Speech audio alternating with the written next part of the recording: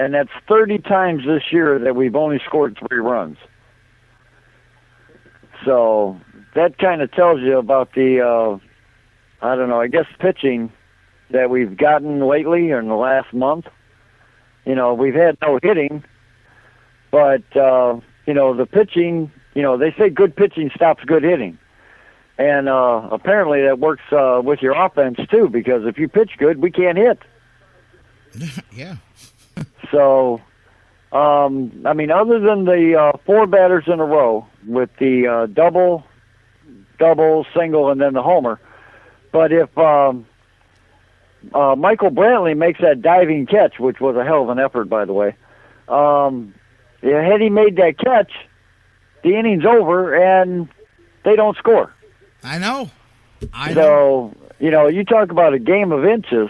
You know, that was the perfect example of why people watch baseball, because anything can happen at any time. And, you know, he makes that catch, it's a whole different ballgame. That's it. And like I was saying, I mean, look at outside of that. 1 walk, 1 hit the rest of the game. I mean, couldn't have been more locked in than that. Well, the 1 walk was a hit, 1 walk, a hit batter, and then the hit was gave up in the 9th by the bullpen. But, you know, that was an outstanding performance, except for, you know, that the 4 batters where he threw everything down the middle. Right. It you know, it didn't have any kind of movement to it. It was just hit me, and they did. But, you know, Minnesota's still a major league team. Absolutely. I mean, you can't take anything away from them. And I they mean, they always only have play 60 tougher. wins. They always play tougher against us. I'd say that all the time. And Gardy has those guys ready to play against the Indians. Never fails. But my thing is, we need a right-handed power hitter. We're too left-handed heavy. And I'm sure, you know, everybody knows this by now, but, you know, Chisenhall's just not the answer at third base. There was a lot of balls hit to him last night that, you know, I mean, he made the plays, but he made them look like they were a routine play. He made look hard is what I'm trying to say, I guess. Yeah, I know what you're saying. Some people make the hard plays look routine. Some people make the routine plays look hard. I know exactly what you mean. Yeah, there was, you know, a couple of grounders hit right to him last night, and he was like, you know, he wasn't sure if he wanted to charge it or wanted to wait back on it, or come on, you know, you're a professional third baseman. You're supposed to know what you want to do before the ball's hit. Right. No, I understand. I understand. I mean, third base is definitely a question mark, regardless of what the Indians' plans are with Lonnie and other players there. That they're going to have to address that. Is that where we go? Or problem is you'll become a team with too many DHs here really quick, because you got a lot of guys who can't play a position. You know. In the off season, I think we should go for a power hitting right-handed third baseman. That's great, but unless he works for 35 cents, I don't know what we're going to do with $30 million tied up in Swisher I have a philosophy on that, too. All right. What do you got? Okay, we bring up Lindor and put him at short. We move Ramirez to second, because obviously by the way, let me jump in. You and I talked about that a couple of weeks ago with Lindor. You mentioned him. I just want to jump in before you go on with your theory here. And I told you, as long as the Indians were in the playoff chase legitimately. I'm not talking about 6, 7 games back and hopeful, but at least within 3, 4, 5 games, which is where they've been in the last week. I said I didn't think they call them up, because I just thought you can only put so many young guys to the test during a stretch run before it's no longer a playoff chase, and now it's about getting ready for next year. And I didn't know if calling him up would be good if he was going to sit on the bench and not play. And that's what would have happened. The Indians said, hey, what are we going to do? Bring him up. He's going to sit on the bench. He's not going to play. So turned out that everybody thought it was a foregone promotion that he comes up. He's not coming up at all. Right. And I'm one of the people that thought that for sure they would bring him up. Just, if nothing else, just for attendance.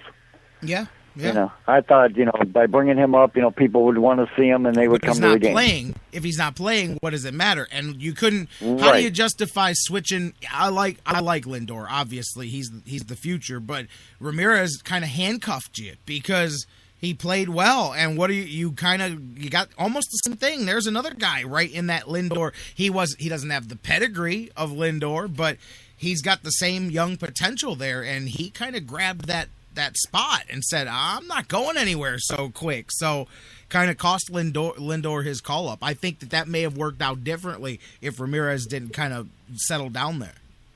Well, not only that, but our defense has improved immensely since we got rid of Cabrera at short. Yeah, look at with Ramirez. You were bringing that up in the chat room yesterday, how it literally helped drop. I mean, obviously it's more than just that, but since that change, a run plus off the ERA since there. I mean, right, almost 1.5. Very noticeable. We made the switch at short.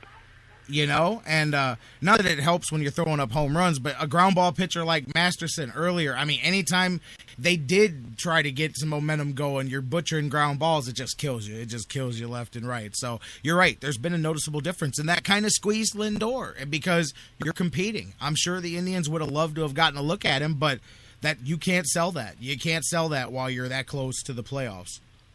Okay, now if you move Ramirez to second, you move Kipnis to left field because he was an outfielder before he was a second baseman. So if you move him to left field, you move Brantley to center. That leaves Bourne available for trade. Okay. Okay. You also need a third baseman, a right-handed hitting third baseman with power, which also makes Kipnis available.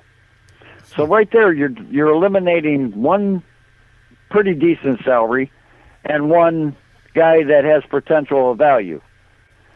So right there should get us a third baseman with power. Are you done with Jason Kipnis? Have you given up on him? Or I'm just curious. Tomorrow I'm going to talk to Mike Brandenburg because I think he is. I've seen him tweet a little bit in the last couple of days even about when do we stop looking at Jason Kipnis as a star or as a potential upper level major league player, and more as just an average second baseman, which is pretty much what he's turning into. And I don't know that I 100% agree with that because, you know, I was one of those guys that thought he was a good young piece that was going to keep getting better, but his progress really has stalled, not just this season, but pretty much since June. July of last year? Well, the All-Star game last year. Yeah, about July of last year or something like that. I mean, that's now you're into 2 seasons of problems. And I know his health, and I get all of that, and the way he plays is always going to be like that. Reminds me a bit of Sizemore a little. But I do wonder if, with so much investment made in the future with him, if he's not going to be one that maybe doesn't live up to the potential. What do you think? Well, it's not only that. I mean, he was slow as a second baseman to start with. He wasn't your actual, everyday second baseman that, is airless or, doesn't make mistakes. And he's slow on double plays. If you ever watch him, I mean, even before the oblique, he wasn't exactly, everything like a normal second baseman or like a natural second baseman would. But now he's even slower. And no, I mean with the oblique, I guess is what he's using. But I mean his footwork is completely out of whack. He's like facing the wrong way, or whatever it is, but he's not a natural second baseman. So what I'm thinking is if you move him to the outfield where he was his natural spot to start with, and you move Brantley to center, then you have a perfect opening to get rid of who's ever out there. In the outfield. I got you. Yeah. So, and you can leave Murphy in right. And Bourne is expendable. You do have another season of Murphy under contract too. I expect him to be on this team next year. I don't see any reason why. And I know some people, hey, I like Murphy. I know he's not perfect, but I thought for the price tag of, I guess, okay, not my version of what you should get for that money, but based on what you get in baseball today for spending that money, I thought he was all right. I thought he did an adequate job, I mean. He's the best hitter in the league with 2 strikes. Right. I mean, there's things I've liked about him. He's not like my favorite player, but man, I like Murph. He's a gritty guy. He goes out there and he's made some plays. He's put the bat on the ball sometime for the Indians here this season. So whatever. But I like some of your ideas. I know that I don't know if it's going to be exactly what you laid out, but the Indians are doing what you're doing. They're moving pieces on the chessboard for next year. They're going to look around and go, we've got to do exactly what you just said.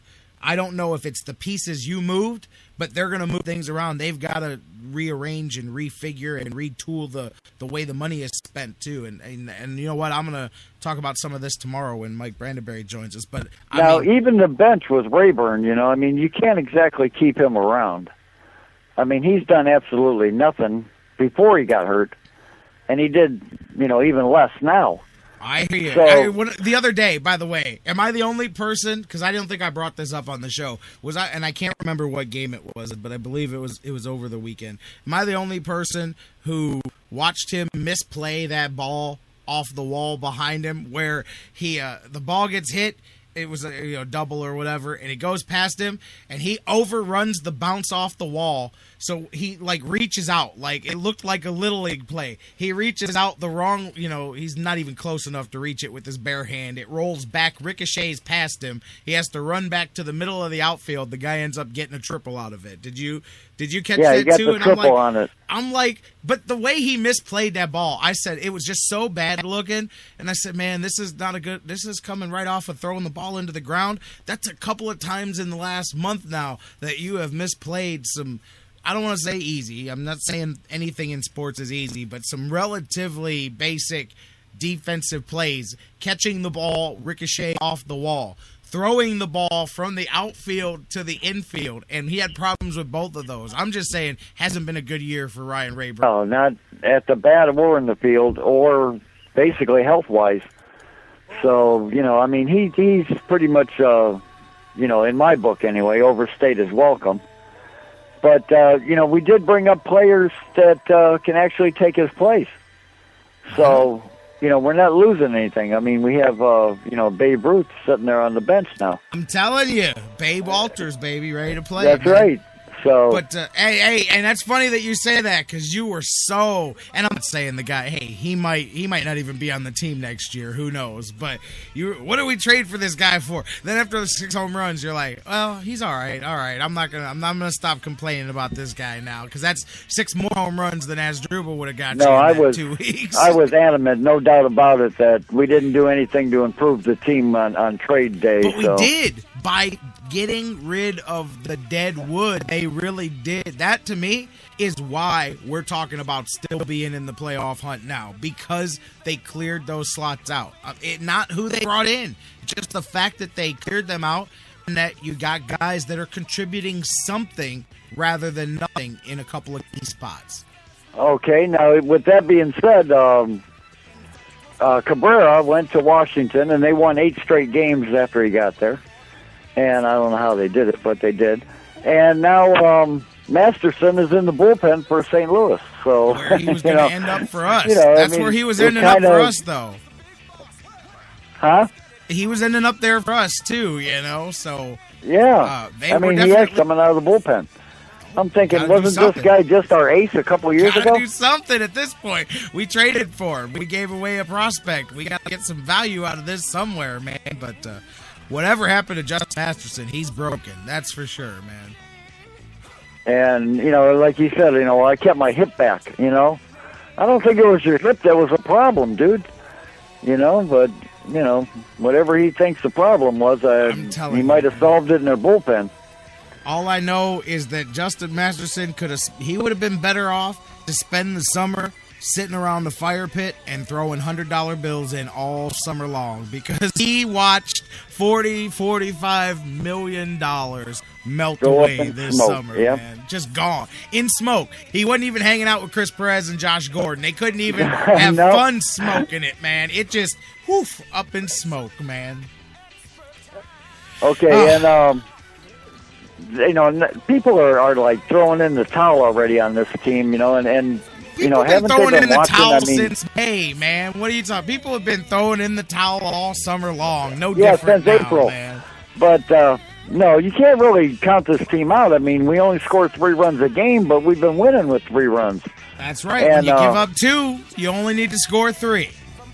I can see if we were scoring 5 or 7, and then all of a sudden we drop to 3, and say, well, they're falling apart. We've been doing this all year. I mean, this is something that is